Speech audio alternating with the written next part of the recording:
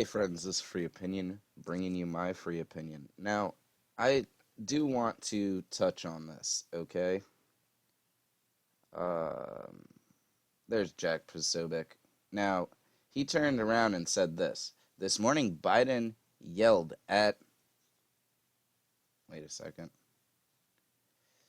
At Blinken for bringing a staffer with purple hair to the CCP summit. Why the fuck would you bring her? They're looking at your administration as if you guys are weak and clowns. And this is proving it. I seriously don't get you guys. You lefties thinking, oh, well, it's just purple hair. It's nothing. Other countries look at people like that as if they are crazy. You should grow out of that type of dumb shit by the age of 20. The latest I know that you could have that color hair without me never taking you serious again is maybe 25. That's just what I'm saying. But concerns with actions by China, including, we'll also discuss.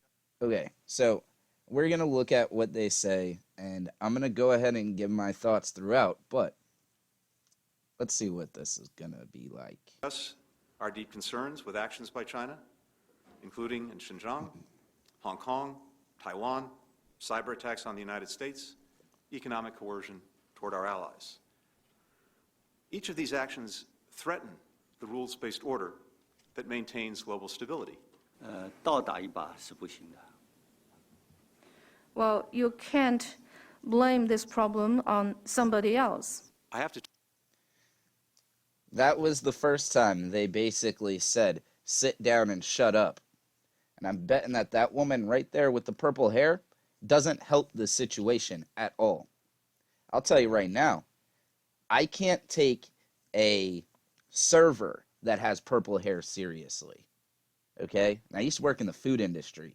All of them have crazy color hair. Let me not be absolutist. Most of the time, you will find them with crazy color hair, crazy haircuts. Shit, most jobs, you're not even allowed to have purple hair. Or any other color except for natural. Like natural colors. Alright, let's keep going. To tell you, what I'm hearing is very different from what you described. I'm hearing deep satisfaction that the United States is back, that we're re-engaged with our allies and partners. I'm also hearing deep concern about some of the actions your government is taking. 我们把你们想得太好了，我们认为你们会遵守基本的。 This is the problem that I'm having. Alright?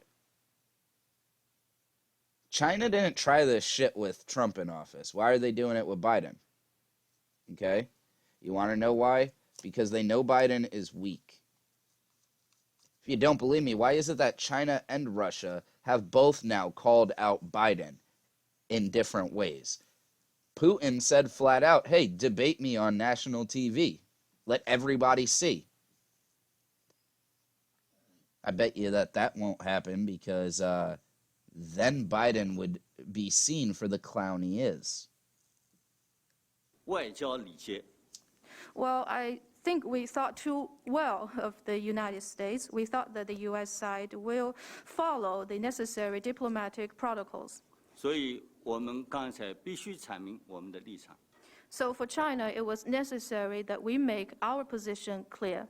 我现在讲一句，你们没有资格在中国的面前说。 Now, right here is the fucking best part, because this is them basically saying, okay, your bitch ass is not going to tell us what to do because you have zero strength. That's basically what they said in political terminology, though. Let's hear it. 你们从实力的地位出发，同中国谈话。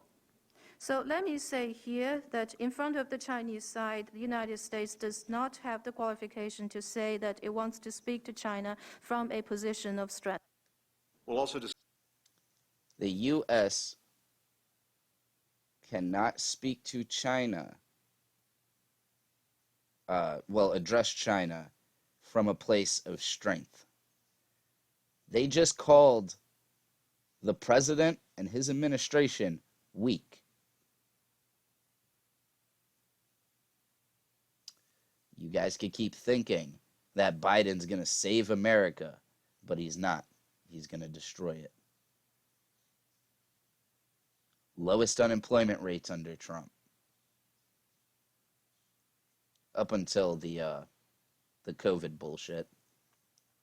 The COVID hoax, as he said once.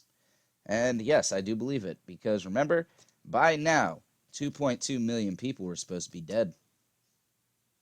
And they're still counting, because now you guys could say, oh, you're a conspiracy theorist, but they have records of deaths from heart disease, cancer, everything. Okay? Every time somebody dies, it's counted.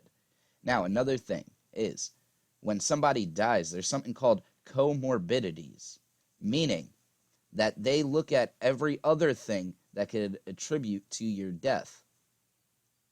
Most of these people that are dying from COVID and, dying from COVID are overweight. Yeah, I know I'm fat shaming now, but overweight, have already pre-existing health conditions, elderly. See where I'm getting at? There are comorbidities.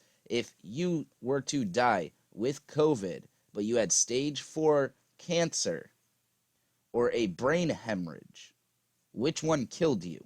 The COVID or the cancer and brain hemorrhage? Well, of course, the cancer and brain hemorrhage. But they are counting those as COVID deaths, because they aren't putting the difference between dying with COVID and dying from COVID. But my whole point is, Biden is weak. Other countries smell it on him. And they are going to keep testing the waters and see how far they can push. With Trump, they knew Trump was very confident with everything he did. That's the reason why they didn't fuck with him, because they realized he was confident. He started throwing sanctions on him and everything. Biden couldn't do that because nobody will listen to Biden. Biden can't even get a sentence out his face without fucking up. Or remember how he just said, what was it, yesterday or the day before, something like that, that President Harris, the man doesn't even know that he's the president. But hey, man, this is just my opinion.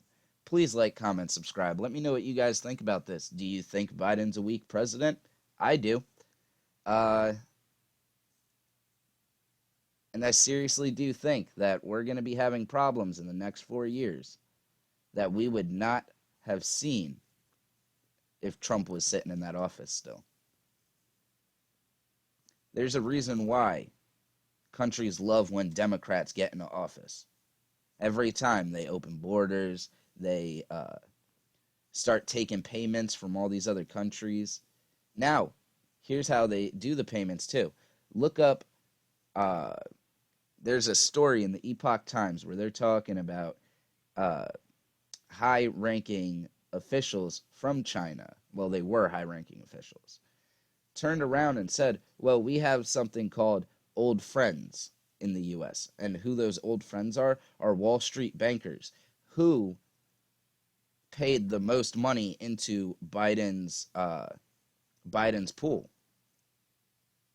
Wall Street bankers. But hey, man, again, just my opinion. You guys have a great day. And I haven't said this in a while. Remember, be nice to somebody.